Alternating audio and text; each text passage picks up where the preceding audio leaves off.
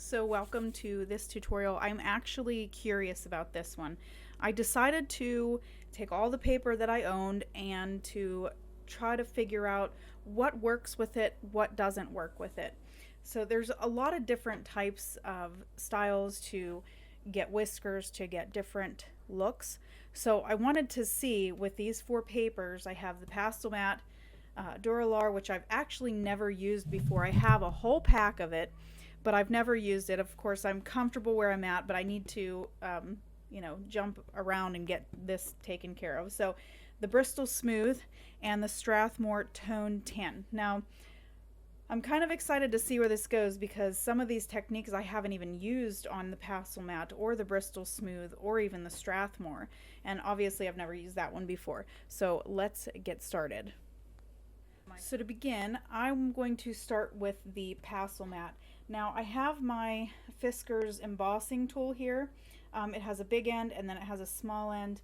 I also have a Fiskars, it's like an X-Acto knife, but I'm probably just going to try to use it as a scrape tool to see if I can get some nice fine lines in there. I don't expect this to work because of how heavily toothed that is. I want to try to use a colorless blender. Now I have tried to use this before on the pastel mat, but I want you to see what it does. I also have these Q-tips or cotton swabs that we can use to try to blend and see what it works best on. Okay, so let's start. I'm going to use the Fiskars tool. We're going to try to emboss maybe some whiskers in here and see if it works. It looks like it's working. It's at least making marks. So you might not be able to see it on the big camera, but let's see how well it works. Let's see if it's just making color or what. Oh, I'm surprised. It does work. Now, I would be cautious with this just because of the way the tooth is. I would wonder if it would ruin it. See, I went over it with this light peach. Let's see if it comes back. I wonder if it's... Oh, it looks really, really good. And we're going to make a pretty heavily layer here, heavy layered, and we're going to try to use our Fiskars tool to try to scrape some of that off. See if we can get some fine hairs like this.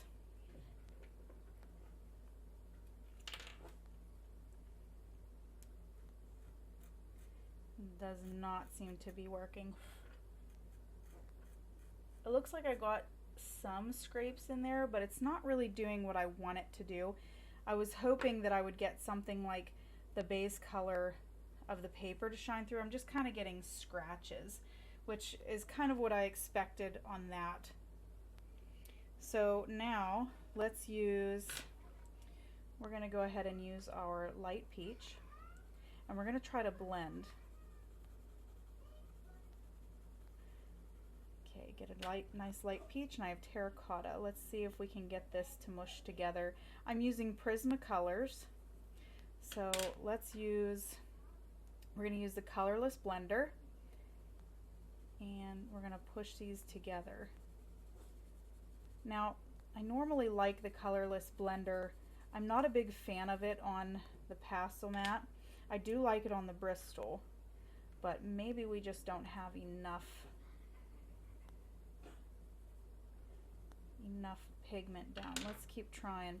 I feel like on this paper the pencils actually blend well together just because the paper has such a strong tooth on it, or a fine tooth, that it just blends it automatically, or at least it layers it well. And it seems that, sorry, I keep blowing on the paper to get rid of these little chunkies. So it's blending it, but it doesn't seem to be real smooth. And then I've noticed too with this type of blender on this paper, it almost leaves a shine. It's hard to see, but it's there's kind of a weird, it's like a shine. It's right in here. So I'm not a big fan of this on the pastel mat, but I have just recently heard that blending with your little Q-tip works really well. And I wasn't sure if I'd like this one either, just because you see how I figured it would eat that up. Now it is blending, it is sort of pushing it around, and I'm wondering if it just, we might need more pigment. This paper takes a beating. It really, really does. And I was afraid that the tooth of the paper, oh, it is working, but I really don't like that. I'm getting a weird shine on it from, so I'd say with all of these on the pastel mat, I would say that by far, if you're trying to get fine lines, you'd want to do the embossing tool.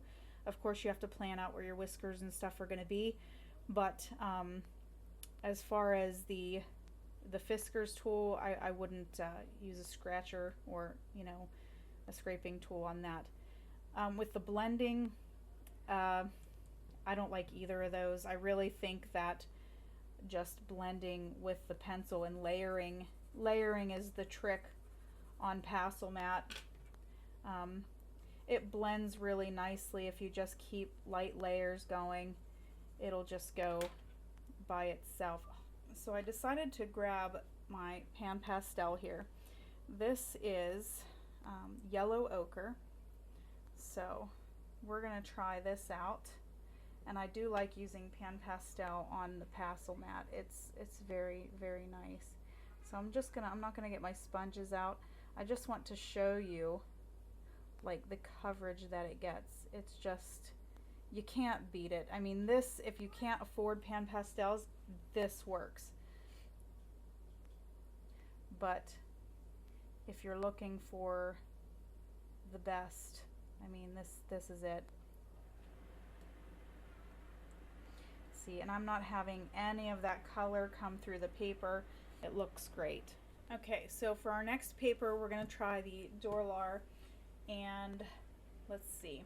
We'll start with our Fiskars like we did with the other one, and I'm going to do the big and the little just like we did the other side. So let's make it like we are making whiskers.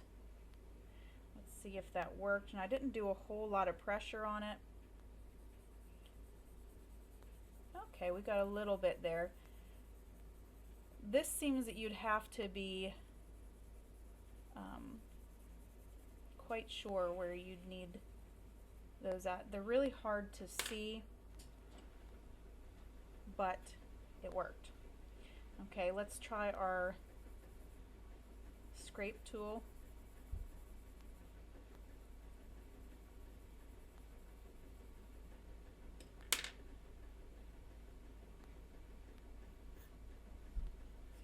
That's a lot nicer, and it is working much better.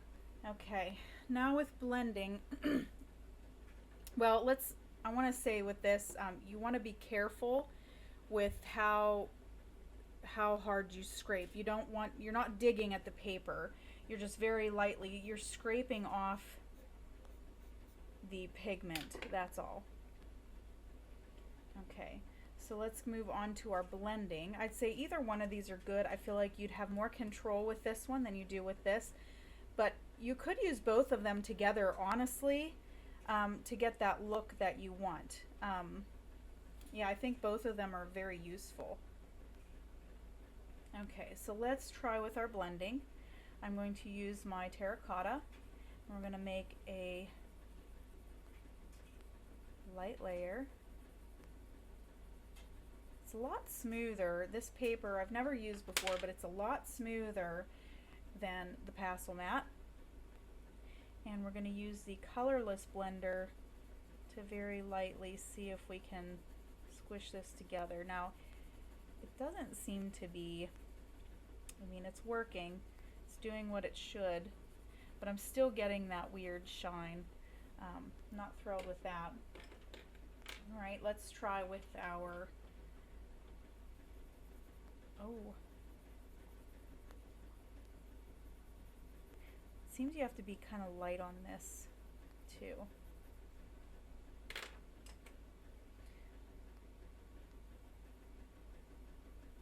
That looks nice going down. Let's see if we can't push some of it together with our Q-tip.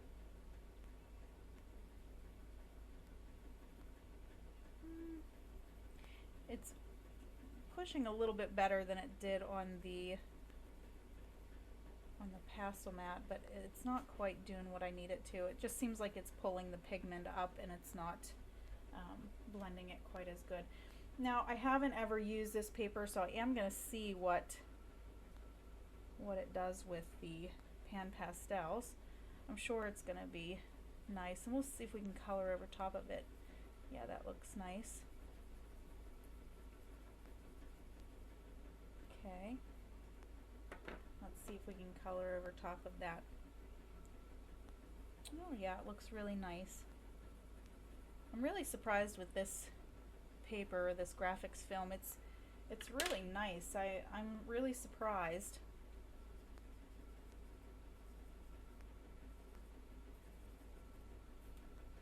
Very good.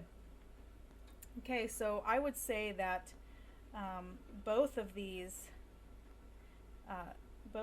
are really good for whiskers or for fine hairs. I mean, you can see that it worked for both. I think that either one would be usable. Blending, the Colorless Blender left kind of a bit of a shine, kind of weird. This one, not so much. It seemed to just pull up some of that pigment and not, that was with the Q-tip. And then with the pan pastels, it worked pretty well. And now for the last two. This is the Bristol Smooth. It's a 300 series. This is the one that I started out on. I was so used to working in white paper that I preferred the smooth. So it kind of went like, I went the Bristol Smooth, Strathmore. Now I'm at pastel mat, and I'm gonna try the Doorlar, obviously. So we'll do the same techniques to see what works better. And we'll start with our Fiskars embossing tool. Let's start with our small side first. I'm gonna make it look like whiskers. Now I do know that this one is more than likely going to work because the Bristol board is really, really nice. And you get these nice crisp lines. So if you were doing whiskers, you would get a nice solid whisker there. Okay, so let's try now. Let's do our Fiskars scrape away tool. I would think that it would work on this one. Now, I'm not 100% sure just because I never used it on this, so this is new to me. So I'm going to lay it on kind of thick because I want to see if it works. Oops. Oh, it does work. Now you want to be careful because you don't want to dig. It looks like it is working very well. I'd say it works a little bit better than it on the Doorlar. It really has some nice fine hairs. Looks really good. So I'm pleased with both of these actually, just like on the Doorlar, but I think that the scraping is better on the Bristol Smooth. Okay, so let's now do our blending with the Colorless Blender. I have used the Colorless Blender on this paper and it does work pretty well. Like I said though, the Colorless Blender leaves a little bit of a strange shine.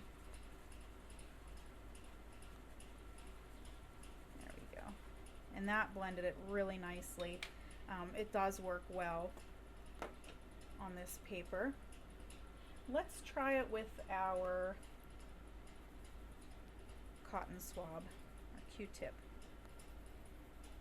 See how that goes.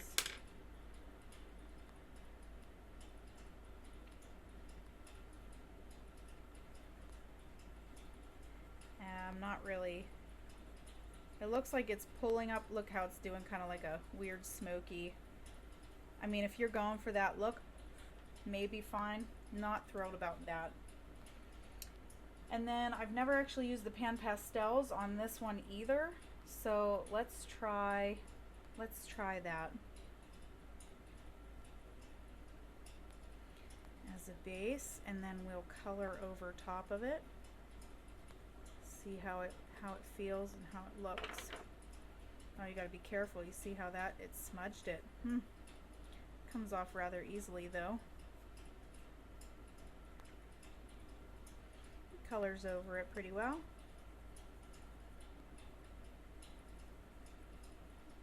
Not too bad. Okay. That's not too bad. Now last but not least, we are doing the Strathmore Toned Tan paper. Some of these I have used on this, but some I have not. So let's start, we'll just do the same thing. Embossing tool. And I think it's going to work on this one just fine because it's kind of a thicker, there we go. And that looks nice. So that works. Okay. Let's try the scraping. I'm not sure that'll work on this one. I mean, it might. It's kind of like the Bristol. I'm not thrilled with it. I mean, it's working. They're very fine hairs, very fine lines. I'm not super thrilled with it though. I'd say that the scraping method works best on the Doorlar and the Bristol Smooth. Okay, let's try blending with our Colorless Blender. It works well. It still is leaving a shine. I think that's that Colorless Blender. I mean, you can't really see that shine. I wish you could see more of it, but because it's not really looking like a shine through my phone, but and then let's try blending with cotton swab. I think it's going to have the same effect as the Bristol Smooth. Yeah, not too thrilled with that. I mean, it's okay, it's just not really what I am looking for, I guess. And then we'll try our pan pastels.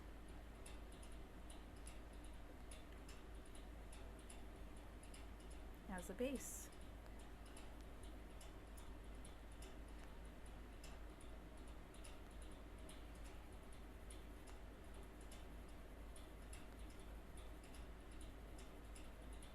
Doesn't work too bad here. It doesn't look too bad either. Let's see if we can blend that together with the Colorless Blender. Get rid of some of those grainy details. And not too bad. So overall, I'd say each paper has its own ups and downs. If you're looking for really fine hairs and you want to use a scraping method, I would use the Bristol Smooth or the Doorlar. Pastel mat is great because you can put lots and lots of layers on it. I've heard that the Doorlar is a little bit more limited with layers, but obviously it goes on very, very well, and you can get extra details with those fine lines. Now with the Bristol Smooth, I really like Bristol Smooth, but I have had troubles with some of my Prismacolors. They like to chunk up whenever you try to blend them together. I know I have a lot of trouble with my peach, or my light peach and peaches, and then also with some burnt sienna and stuff like that, and the ochre and all that. They just don't like to mix. I don't know why, but they get real chunky.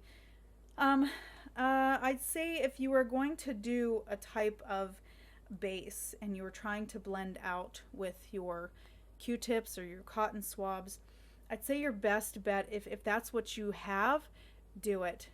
If you can afford pan pastels, I'd say definitely go for the pan pastels, because in each one of these, the pan pastel was definitely a better cover than each of these, you know, cotton swab blending. So anyhow, I hope that this has helped you. It has helped me, and I'm actually going to try this with a portrait to see what I can do on it. It's going to be interesting. So anyways, If this video has helped you, please hit the like and subscribe button and then ring that notification bell.